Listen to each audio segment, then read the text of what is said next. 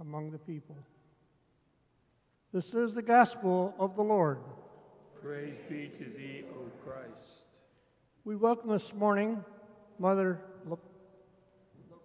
LaRae, all the way from Alpena.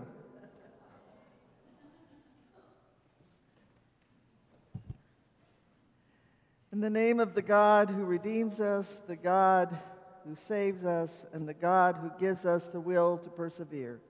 To God be the glory, both this day now and forevermore. Amen. Amen. Please be seated.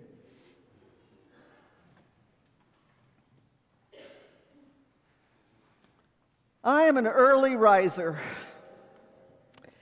I usually am up before the sun rises, even in the summer. There is something so wonderful about seeing the sunrise, dawning a new day. Usually nothing has gone wrong by the time the sun rises up. But these days, in the winter months, I wait a long time for the sun to rise over our lake. Being so far north, it means that the winter has very late sunrises and very early sunsets.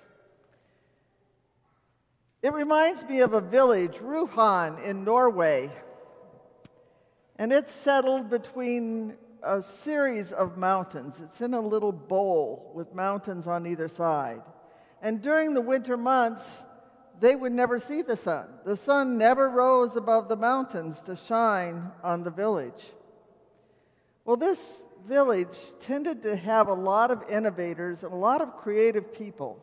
For some reason, all these engineers just sort of settled in this city, and they decided that they would build these solar-powered mirrors, and they would put them on top of the mountain, and these mirrors would follow the path of the sun and shine down into the village center.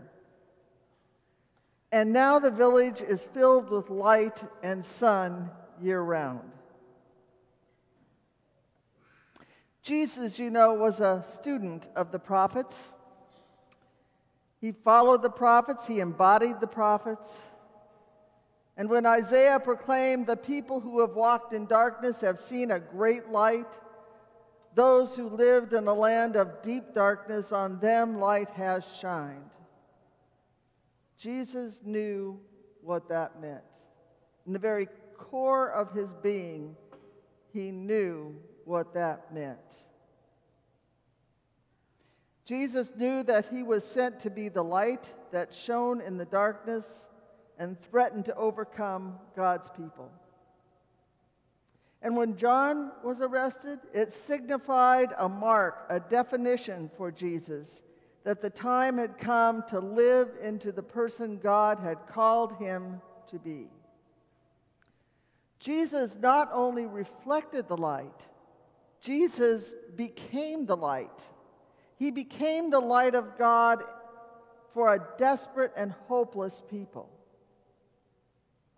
Throughout the ministry of Jesus and later in the lives of the Christian, this image of light overcoming darkness is a powerful description of our life together as the people of God.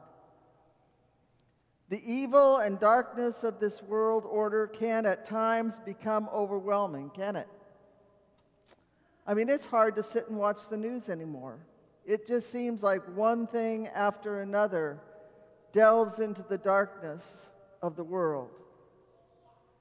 Some can lose faith, believing that there is no light to shine in the world any longer. I believe that the largest enemy for the people of God is not the government, and it's not any policy, or any digital spying, or even a threat of nuclear war. The greatest enemy to the people of God is apathy and hopelessness. We are tempted to follow the dark. We are tempted to lose hope that God will ever return, that God could ever redeem a world like this. We see our churches shrinking.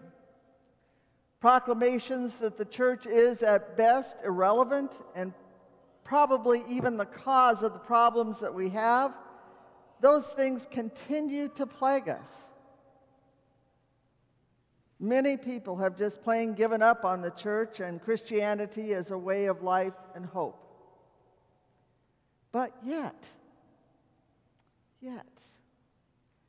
there is this continuing call that beckons us back to faith and calls us forward to a new day and to a new dawn. All I have to do is go and sit in a restaurant with my collar on. Do you know how many people talk to me about the church? Tons of people stop by. They're curious, and they tell me stories of when they were in church. There is this drawing back to the church, back to the light that we have once received. I am impressed the way James and John was able to leave their boats, their livelihood, their security, and just take off after Jesus. Obviously, they had known Jesus, and they had felt a stir within them, perhaps, as Jesus talked about the mission that he felt called to. But they also felt they could be a part of that mission. There was a draw that James and John felt towards Jesus, something that said, we can make a difference. There can be a different way in this world. What impresses me is they didn't know what they were getting into. Maybe if they knew what they were going to get into, they wouldn't have gone. What they did know is that what they were currently doing just wasn't working for them. What they were currently doing of making a living and securing their future, it just wasn't giving them the meaning and the light that they wanted in their life or that they felt the world needed. Life and faith was something more than what they had. Life and faith was something that God was calling them to move forward. A new day was dawning. What I know about God, and it seems the older I get, the less I'm very sure about what I know about God, but what I do know about God is that God uses both the wisdom of the past and the hope of the future to inform us, to guide us, and to call us forward. What I also know is that there's always a bit of risk. When God is speaking to you, there's always that voice that says, do not be afraid, which means you should really be afraid, but you can overcome it. There's always that little bit of risk. God is always calling us to leave behind our nets and reach for the new thing that God is about to do. And we have the courage to do that because we know that other people have done that. And other people have not only survived, but have thrived.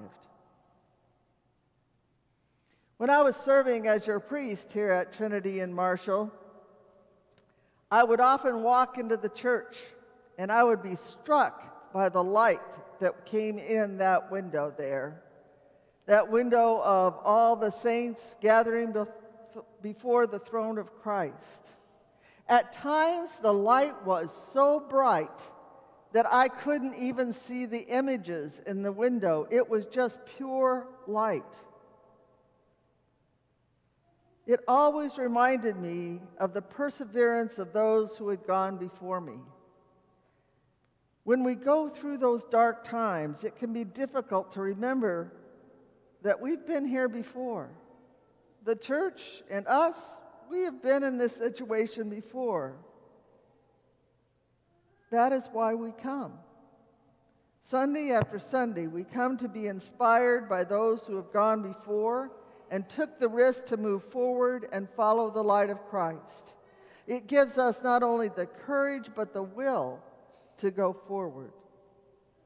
As Jesus looked to Isaiah, so we look to Christ and to the Christian fathers and mothers, those who have witnessed the brightly brimming Son of God. I imagine that the people in the village of Ruhan had become used to the dim, dark days of winter. I know I have. I really don't expect to see the sun much, and when it does come, I always stop and look up and make sure that I take the rays that are there.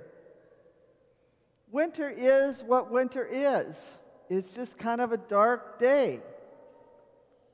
But yet, in that village, someone envisioned something different. Somebody envisioned something different than the slogging through the winter blah. They said, we don't need to do this. We have another idea. It was an inspired idea. The report is people are happier, healthier, and approach winter with a revised hope. That's what we're about as the people of God.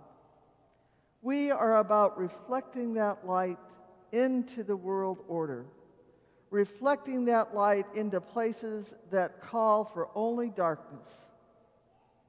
We are called not only to follow the dark days of the winter of the soul, but to reach forward to bring the light of Christ to that dark soul.